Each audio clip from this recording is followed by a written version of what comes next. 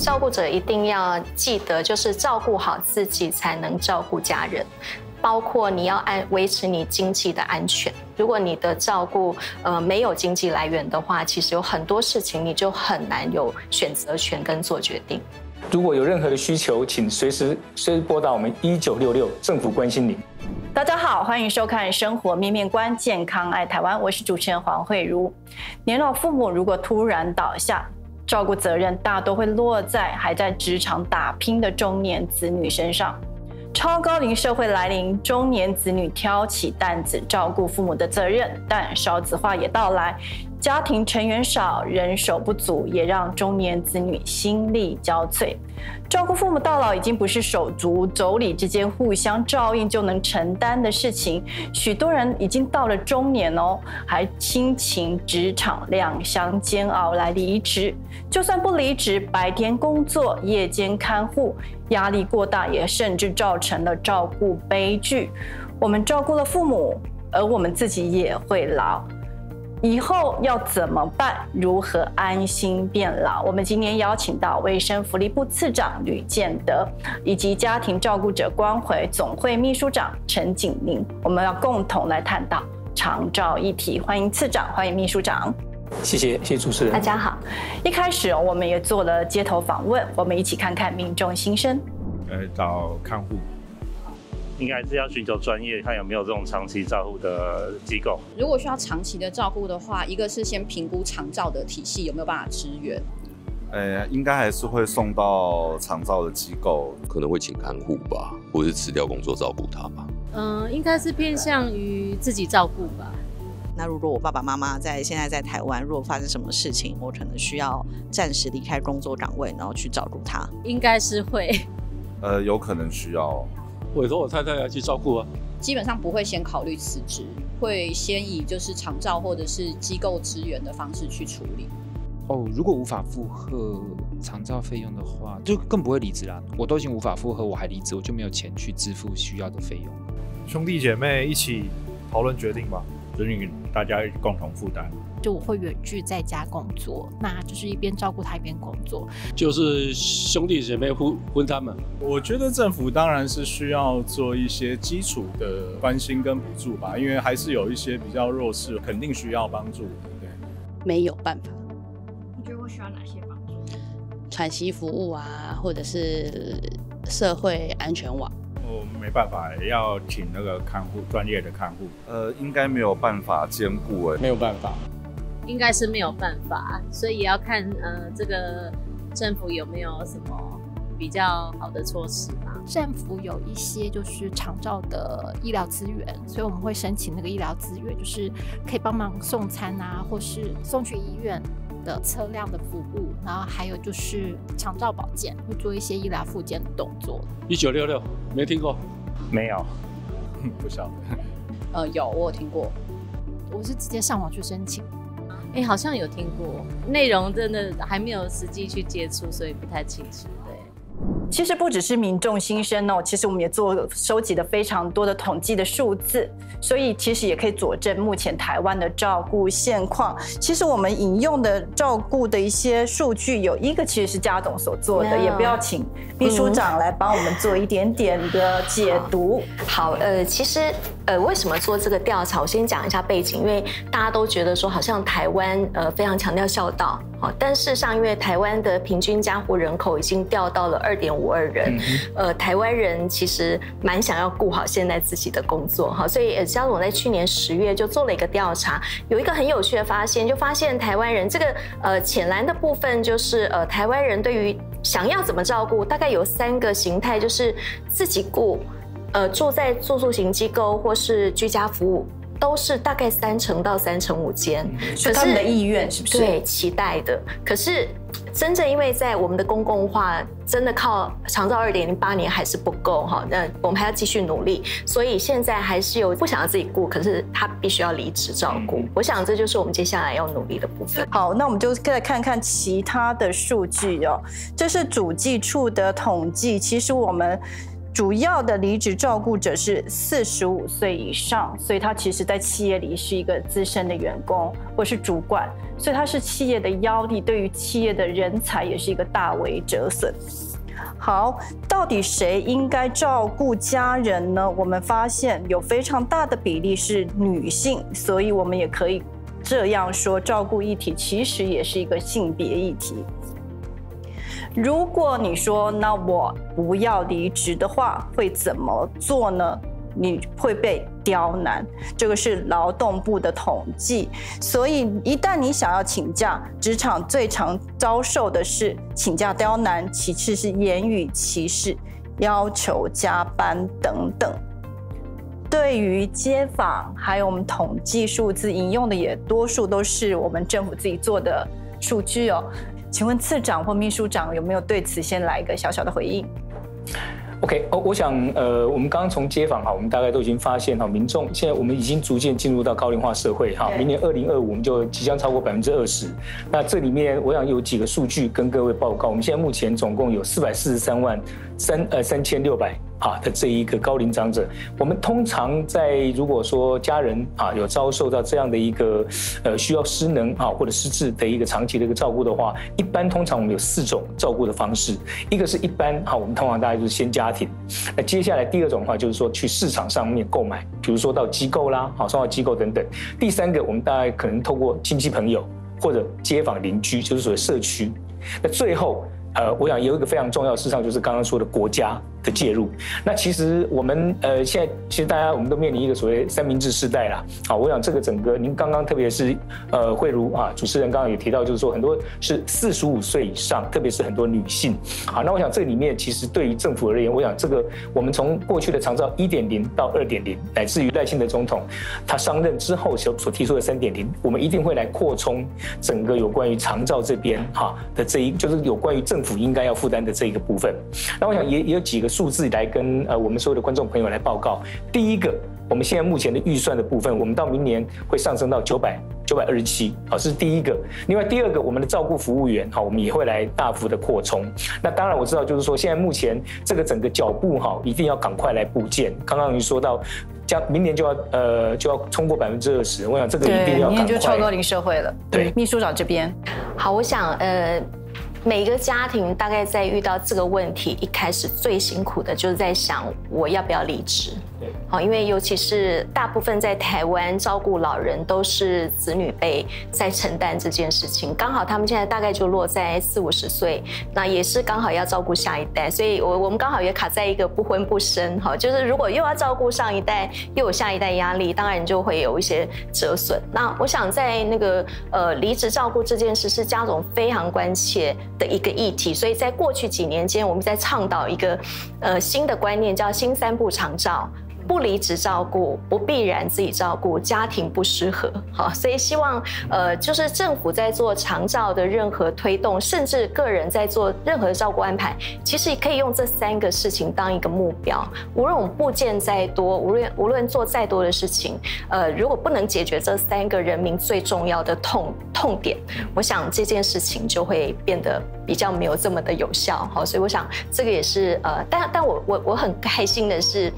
刚好最近赖清德总统公布了一个最新的国政政见里面，第1次看见家庭照顾者的议题，就是照顾有喘息、照顾不离职放进来。所以我觉得是蛮贴近人民的语言，那也有蛮多的期待啦。我们待会也会再请教市场如何在政策上支持照顾不离职、照顾有喘息哦。不过我也想再多请教一点秘书长，就是照顾不离职这件事是家总一直以来的倡议，是为什么你们觉得它这么重要？那我们如果要做到照顾不离职，甚至就像安倍内阁说的零照顾离职的话，零介护离职，背后需要哪些资源来支持？好，我先讲它为什么会列我们的第一要务，因为你可以想象，如果一离职，你就是断了经济来源。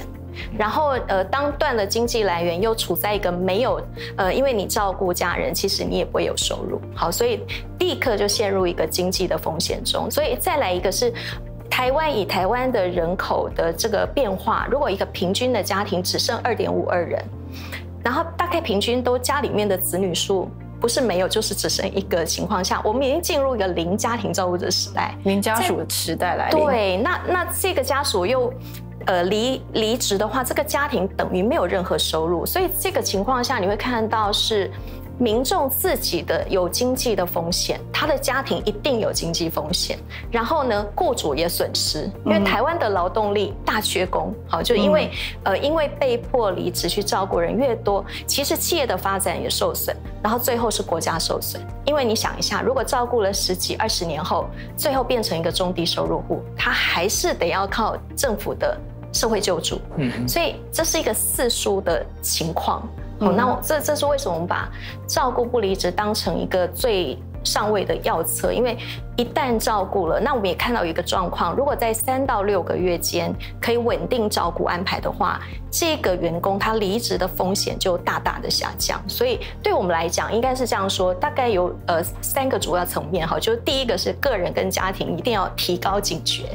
千万不要离职，不要一听到照顾问题就先想到离职照顾，这是下策哈。第二个当然是国家的公共化，那我也要感谢最近的8年，我觉得长照2.0为台湾带来了一个非常不同的局面，我们的选择变多。的确，最后一个当然现在还没有积极在做是雇主的部分，然后不过对，我们待会也会讨论这部分。对，希望雇主也可以多做一点事。我也做一点小小的结论哦，就秘书长所说的，你如果照顾离职，你就会有一些经济上的风险，事实上你就会成为下流老人的预备军，的确是这样子。所以我们接下来就要请教次长哦。对，赖总统也特别讲到说，照顾不离职，照顾有喘息，所以我们在目前的长照政策上是如何支持这件事情 ？OK， 我想刚刚景林秘书长哈已经提到，就是说我们在当今药物哈，一定是要来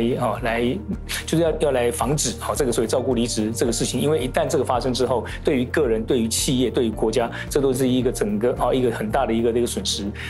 那对于赖清德总统而言呢，我们现在目前他也提出几个政策。第一个就是说，对于如果说有需要送到这个机构的部分的话，我们现在每一个月会有这一个1万块的补助。那么未来我们也会逐步调高到1万5。好，这是第一个整个经济支持。另外第二个部分呢，事实上就是说，我们对于整个这一个企业的部分，好，我们希望就是说能够来鼓励企业哈，对于有需要如果说有需要这一个家庭照顾的部分的话，然后优先来使用我们的整个1966的整个长照的这个资源，长照的服务。那同时我们现在目前也是跟劳动部这边我们希望能够来研拟一种部分工时。这也蛮重要的。现在目前就是说有一种比较弹性的就是说，能够让整个这一个家里面这个 caregiver 这个家庭照顾者，他能够同时兼顾工作与家庭。但是薪资上面，就是说你这里面我们通常一般遇到这样的一个情况的时候，通常有一个所谓急性、亚急性，接下来到慢性比如说像中风就是一个最典型的例子。那我们是希望就是说在整个里面的工时能够有一个比较弹性的一个设计，不要一下子遇到这样的一个部分的时候这一个我们家庭照顾者对，然后马上就做出一个断然决定。那这个事实上对于刚刚我想景林秘书长也有说到，就是说对于整个家庭的整个收入维持，事实上是比较不利的。那这里面当然就是说我们的整个职场上面，我认为整个这一个所谓的部分工时的一个整个这个设计，应该是一个现在马上就必须要来面对。那当然就是说这个同样的这一个部分工时，不仅对长照，事实上对于托育也是一样同样的这个道理。对，刚刚次长是讲到急性、亚急性跟慢性但是我们如果从另外一个角度看来的话，那个照顾的历程事实上会从受照顾者轻度、中度、重度，其实是一个漫长的历程。在这个漫长的历程中，我们的长照政策怎么去支持家庭照顾者 ？OK， 我想对于赖清德总统，他现在提出了一个就是从就是我们的从居家、社区、机构、医疗以及长照，这5个面向的一条龙式的一个不间断的一个整合式的一个照顾。就是您刚刚说到，就是说一般来说，通常如果说你是轻度的话，通常还是在居家，然后到中度可能会进入到这个社区，就是日照中心等等。那真的是重症或急重症的话，就必须要到机构。那这个里面当然就是会随着整个病程的部分会有一些转换。那在中间的转换里面，我们会结合刚刚说的医疗跟社福就是在这几个部分，特别是我们现在行政院这边非常重视的一个就是所谓的出院准备。对这一个的这部分，特别是您知道，就是说对于整个这一个中风的这一个的那个病患，我们希望能够赶快来做这一个无缝接轨的一个支持性。那同时也在每一个阶段他们当然都会衍生出一些整个人力。还有整个所谓的经济上面的一些不足，政府的一个长照，我们从2.0到3.0，基本上都会来做这个部分的一个整个无缝的一个接轨跟衔接。次长也特别讲到的长照3.0我自己也是2.0的使用者，所以我们大家都很期待3.0。跟2.0会有最大的不同是什么？好，我想大概我们最主要应该有2个部分，一个是预防性，预防性的部分主要就是说我们在社区里面会来广布很多的一些这一个延缓失能的失智的一个设施，比如说我们现在目前有这一个社区照顾关怀据点，那这个部分我特别要求我们的同仁长照司这边，未来我们来加强布建，有关于这个部分。那这个部分其实因为我们有社区照顾关怀据点，我过去也是研究有关于国际的部分这是台湾相较于美国跟德国跟日本，我们非常强的一个部分所以这是第一个。另外第二个是有关于整个赋能的一个设计，就是说，你如果说家里面有长辈如果说有出现这个问题的时候，我们的一个在最黄金的那个时间，能够赶快介入。像我刚刚说的中风，那其实黄金的这复原期就是半年那这里面，比如从这一个前端的复健到赋能，要赶快来介入甚至。就是说，它的整个这个失能等级呢，甚至某种程度都还能够有一些减缓一些比较预防性的。然后第3个，我想最重要的是，因为赖清德总统他自己本身也是医师出身，对，所以我们在这边会特别强调有关于医疗跟长照的结合。那这里面有一个非常重要的就是有关在宅急症照护。那这一支计划已经从7月1号开始，健保署已经推出。那未来呢，我们会以这是急症嘛我们会以它为基础来扩充到有关于整个长照的部分。其实最好的一个照顾，可能还是在自己的家里。那当然这里面会配合，就是说有关于像无障碍啦的一个整个空间的一个改造，还有刚刚说的赋能，还有交通接送。对，好，那我想这个其实事实上都是一个支持性的一个这个措施，让我们的失能长辈还有这个照顾者能够好好的在家里面就能够来照顾我们的失能或失智的长辈。我想追问一个小细节，刚刚次长有讲到说，台湾比国际比较强的是我们的社区，没错，可不可以多讲一点点？我们可不可以发展出我们台湾自己本土特色的照顾？好，我先在这边举几个数字第一个，我们全台湾，我们从民政系统，我们的村跟里，全台湾总共如果没有记错，总共7800多个村里。那么在这一个村跟里的基础上面，这是属于民政嘛？我们发展出我们社政的社区照顾关怀据点，总共有4916。好，那社区照顾关怀据点主要是就是说以街坊邻居，大家互相这个电话问安啊，共餐服务啊，还有其实最重要的事实上是健康促进。所以这个透过这个事实上就可以就是平常大家大概阿公就阿嬷老店就老咖大家也可以一起就来走出来来这边做共餐或做健康促进。那我们的这一个像那种长照站也是建立在这个据点的这个基础上面，事实上是一个非常非常跟民众非常非常接近的。那么德国跟日本，德国是在1996年开办长照保险，日本在2000年开办了长照保险。他们的学者都告诉我，开办之后，他们的家庭跟最重要是社区的功能大幅萎缩。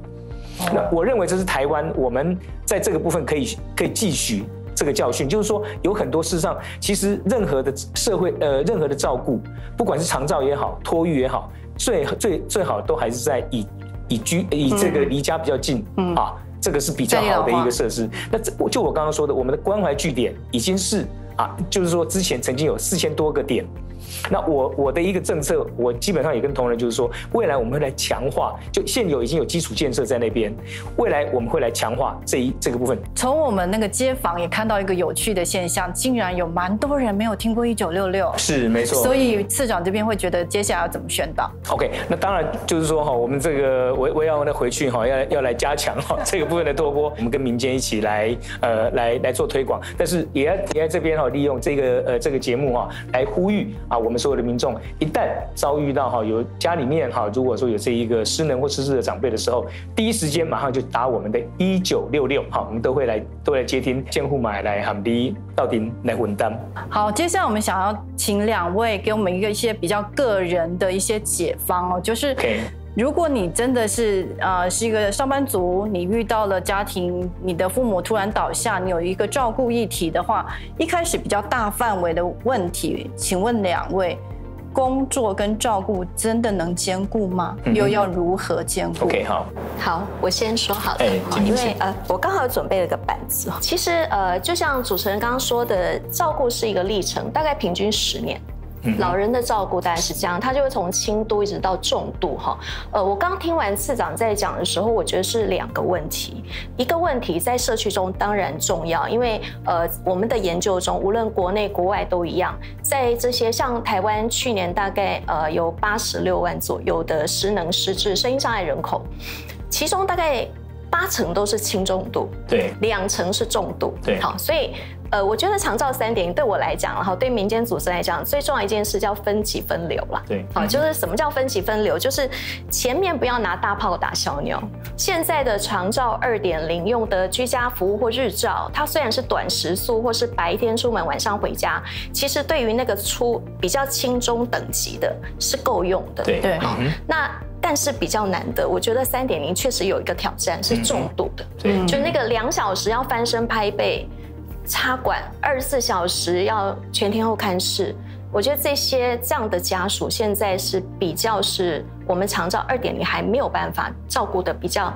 大家为什么要放下工作？绝对不会是为了前面的轻中度哈，大概都是到重度，所以我觉得政府可能还是要注意一下在重度的机构式的这些服务。可是回到个人的策略，一个很重要的事情，不要急着下决定。好，它大概有4件很重要的事情。第一个事情是先问失能等级。好，然后先打1966哈，就是盘点政府可以给你的所有的资源跟补助，你千万要相信你自己知道的事情永远比1966少。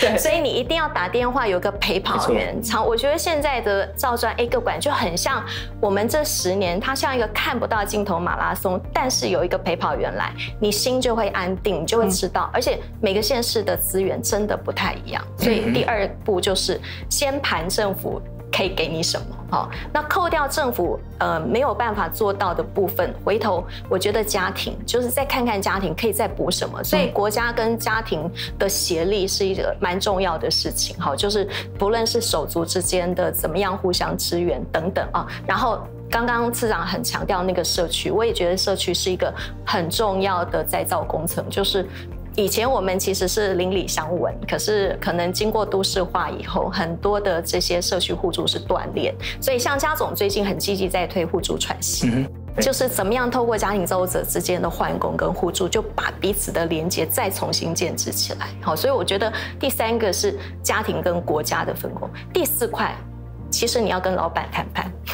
你要去跟老板沟通，你要带着你的照顾计划去跟老板说，老板，我可能有3到6个月的不稳定，但是请相信我，我想要留下来，所以我现在告诉你我怎么安排。可是这段时间，请你允许我有一点弹性的请假，有一点可能上班的情况没有那么的规律。可是等到一旦在3到6个月安定下来，其实我还是一个可以好好的工作的员工。所以我想这几件事情在个人层次，因为真的在这样的时代，也不能完全只有国家啦，就是说家庭、个人跟整个社区和国家之间的串接是一个蛮重要的事情。次长呢，你自己觉得工作跟照顾到底要怎么？我觉得这里面应该有3个层次哈。第一个是国家的层次，第二个是家庭的层次，第三个是您刚刚说的个人决策。国家的部分，我想刚刚前林秘书长说的非常好哈。我想整个长照2.0其实事实上已经有一个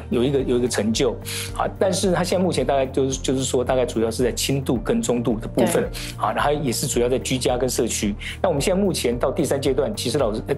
长照3.0，我想面临的一个要进入到一个深水区啦，就是刚刚说的重症啊，还有机构的部分。那我想这份赖清德总统他也非常非常关心，所以他特别就是说我们的需求面的部分，我们现在目前会从1万，未来会逐渐提高到15000来减轻我们的这一个家庭照顾者他的负担。可是另外一个部分其实很重要的，就是我们对于整个属于重症的部分，我想提出一个概念哈，就是说我们未来除了在机构部分之外，我觉得也应该可以想象，在居家甚至在社区，未来还是可能重症的部分还是可以。好，那所以赖总统才会提出一个所谓再宅，就是说，当然是 COVID 之后啊，我想整个全世界大家都认为就是说机构，特别是医院可能会有这一个交叉感染的问题，所以我们尽可能的是希望能够去机构，可是你这边就需要配套嘛，我们还是希望能够尽可能的看看能不能尽量还是在家里，这里面需要很多，我承认需要很多的配套工作，的确是。好，那可是这是一方面，另外第2方面就是说，我们现在目前会来全面盘点。我们现在目前在不同的一个整个照顾阶段里面，主要的国家、个人就是个人、家庭、还有市场、还有社区这5个部分，它应该有一个最适的一个整个配置。那我们这里面会做一个盘点，让我们这个家庭或者主要照顾者在这个时候能够有一个比较好的一个自行配置。那当然这里面国家一定是责无旁贷，一定要来负担扩充这里面应该要有的供给，我们就需要很多的社会创新。那这里面比如像家总里面，他现在推出一个互助喘息，这个事实上就一个结合了各个不同的资源啊，我想这里面一个最好的一个结果。那另外第2个层次是刚刚说的家庭，一旦遇到这个部分的时候，大家兄弟姐妹，我们可能可以就是说大家先坐下来，先冷静想想。而且第一个，我还是要呼吁，先打我们1966加急这个政府一定会告诉你，这里面我们有哪些最好的资源，立刻进来用，来减轻你的负担。那最后第3个部分，应该就是说，还是不要离职。好，第一个先刚刚说就是说，先跟你的老板大家先沟通一下，好好沟通一下，因为我相信老板现在目前面临大缺工，他也。您刚刚说45岁以上，其实很多事实上都是整个企业里面非常重要的中间干部。对，我相信我想雇主也绝对不会轻易放你走啊。可是这里面希望就是说，我们也希望有比较好的一个整个这个照顾计划，还有企业公司自己他们一些弹性工时的一个设计啊。那我想这个里面事实上是可以透过这种沟通跟这个跟协商的方式，大家一起来帮助我们需要的一个民众来度过这个困难。次长大致已经去回答了我下一个问题其实最容易造成照顾离职就是一开始，对，没错，就是长辈突然倒下，无论你是在急诊室，然后接到电话等等，然后你就心乱如麻，也全家手忙脚乱，这时候真的很容易。我想要在这边刚好加一个讯息，也谢谢次长的支持，还有劳动部的部长，就是最近家总其实一直在倡议友善长照职场，而且以前可能做不到，是因为没有长照资源，可是现在可以是长照4包钱，雇主不理财，就是我们希望企业的人资部门也可以变成在企业中的小 A 个管，帮助就是说，因为他们是第一个会接触到要打报告、提早退休、离职的人，他如果多一句话关心说你打过1966了没？然后其实政府有很多的支持，你要不要先试试看？不要急着离职。我相信在第一个时间点就可以帮助很多的员工，可以不要做这么仓促的决定。那我们刚好在接下来我们就会有一个这样子的倡议，就是尤其结合现在的 ESG 永续报告书，就是希望企业更多来加入，成为友善长照职场。我本来也是想请问两位说，企业要怎么去支持跟协助他自己的员工去照顾他的家人？其实现在真的很简单，因为有政府的长照资源。以前老板最不敢讲，是因为他也想关心，但是他怕讲了之后他能够做什么。可是他现在知道，他讲了之后，他就可以转衔到长照来。然后我最后也要打个广告，我们有一支0800507272的家庭照顾者关怀专线，因为这一支专线特别关心的就是照顾不离职问题，以家庭照顾者他自己的人生为中心，希望虽然有照顾时间会开始一段苦日子，但绝对不要过度牺牲，包括牺牲了自己的挚爱，不要过度牺牲，不要追求满分的照顾者。对，没错，没错。好，我还很想知道说，我们一直讲照顾不离职，照顾不离职，有没有实际的例子，他是真的只用了政府的资源、长照资源，而真的做到照顾不离职？其实挺多的哎，就是在我们生活周遭已经有越来越多人。当然，我觉得有一件事情跟刚刚那个街头调查在讲说，很多人不知道1966。我自己的感觉比较像是不是不知道，而是他听过，但是他不知道这件事跟我的关联有什么。好，所以还是很多都是因为发生事情以后开始打的电话。那像我们常常在我们的专线接到是北漂青年。他即使父母在南部，我们第一个都会问的是，那你现在父母的失能状态是到什么样的情况？其实如果普遍来讲，父母亲没有子女好了，没有照顾者，那他即便在南部，我们都建议他说你留在原地，因为如果在地的长照的居服单位、居家服那个日间照顾安排得当的话，其实父母还是可以在比较前期阶段受到很好的照顾，就在那个地方。那子女也可以好好的工作，所以其实已经有越来越多这样子的情况出现了。所以其实蛮多已经可以靠长照资源就可以做到照顾不离职，最适切的安排。好，到最后，请问两位有没有一句话想要提醒我们观众朋友的？我先好，那个照顾者一定要记得，就是照顾好自己才能照顾家人。包括你要维持你经济的安全。如果你的照顾没有经济来源的话，其实有很多事情你就很难有选择权跟做决定。次长，如果有任何的需求，请随时拨打我们1966政府关心您，谢谢。好，我们今天非常谢谢秘书长跟次长。其实每个人都是照顾者，只有过去、现在、未来的差别，所以我们从现在就应该关心长照议题，关心照顾者的处境，并熟悉相关的资源，才不会让自己陷入困境。感谢大家收看《生活面面观》，健康爱台湾，和我们一起推动健康台湾。下次见。